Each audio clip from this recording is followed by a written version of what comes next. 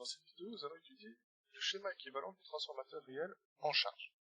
En effet, une fois que les mouvements sont importants, que ce soit au primaire ou au secondaire, on ne peut plus négliger les chutes de tension dans les résistances des enroulements, ni les inductances de fluide.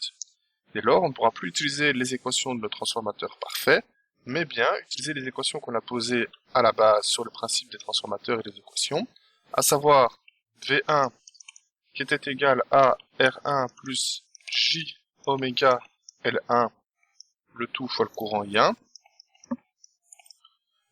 plus, alors, J oméga N1 fois le flux de phi. Et donc, je rappelle que R1, donc c'est la résistance au niveau des enroulements. L1, petit L1, c'est au niveau des fuites, hein, c'est l'inductance des fuites. Et ce terme ici, ben, c'est finalement la tension V1 d'un transformateur parfait. Alors, V2 ben, était donné par moins R2 plus J oméga L2 fois le courant I2 plus J oméga N2 fois le flux phi. Même combat que pour V1.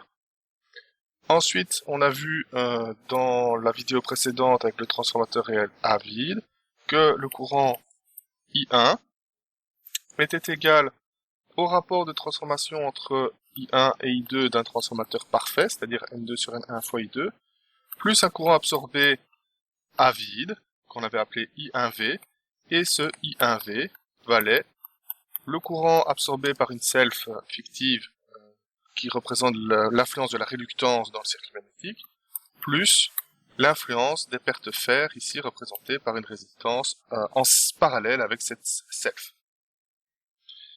Alors, si on ne peut plus négliger ces éléments-ci, R1 et J oméga L1, R2 et J oméga L2, on va obtenir un schéma équivalent pour mon transformateur, qui est le suivant. Donc, je sais pas si je vais le mettre ici à côté, si on va bien voir. On voit. Parfait. Alors, on a toujours l'équivalent de notre transformateur parfait ici, qu'on continue à agrémenter d'imperfections, si vous voulez.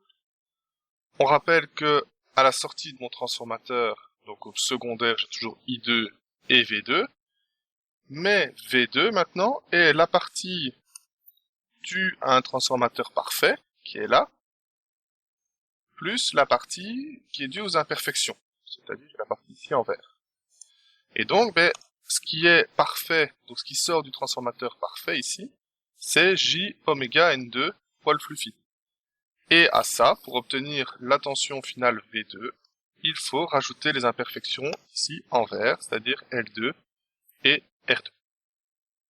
Au niveau du primaire, à l'entrée de mon primaire de mon transformateur parfait, si j'ai I2 en sortie, à l'entrée, j'avais N2 sur N1 fois I2, le rapport de transformation.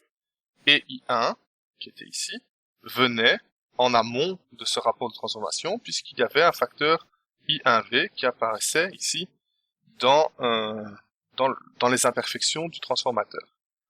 Au niveau des tensions, eh bien on voit que ce qui est aux bornes comme tension de mon transformateur parfait, c'est bien J oméga N1, comme le cas d'un transformateur parfait, auquel on vient adjoindre toutes les imperfections des enroulements ici, donc c'est-à-dire L1 et R1. Alors techniquement, il devrait être placé avant le courant IV, puisqu'il y a quand même une petite consommation ici de courant dans R1 et L1. Néanmoins, c'est tellement faible vis-à-vis de V1, de I1, etc., qu'on les place avant ou après, il n'y a pas vraiment d'influence. Néanmoins, les puristes ont remarqué que, en réalité, il devrait être avant. Alors, on peut encore simplifier le schéma qui est ici, en disant, eh bien, si on rapportait finalement tout ce qui était au primaire, donc ici je parle de R1 et L1, au secondaire. Donc si jamais on prenait ce terme ici et qu'on venait l'adjoindre de ce côté-ci. Alors on a vu le théorème de transfert d'impédance en sachant que ce qui est d'un côté va passer au carré de l'autre côté, en termes d'impédance, hein, j'entends bien.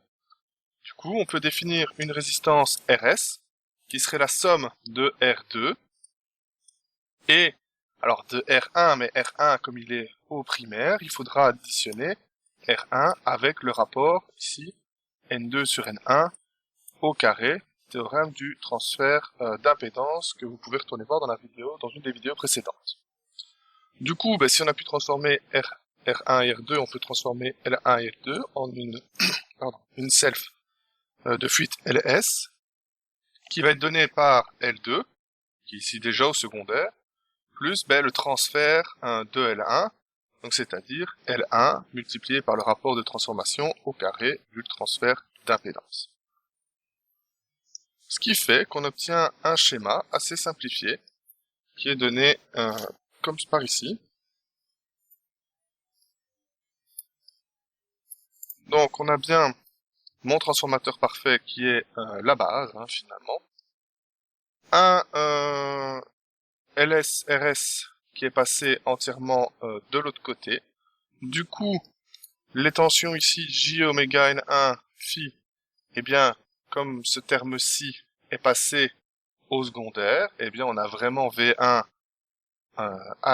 au niveau du primaire du transformateur parfait, et on a bien le rapport de transformation N2 sur N1 fois V1 en sortie du secondaire, et V2 ici, mais du coup V2 c'est la somme ici du terme parfait en sortie du transformateur, plus les pertes, ici LS et RS.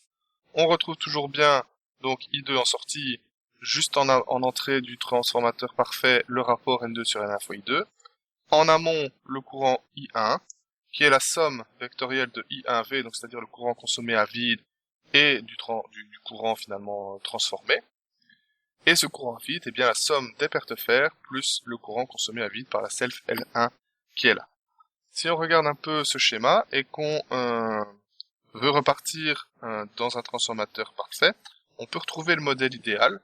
Si on a ici les deux RF et L1 qui sont infinis, c'est-à-dire pas de consommation de courant à vide, s'il n'y a pas de consommation de courant à vide, tout ce terme-là vaut 0.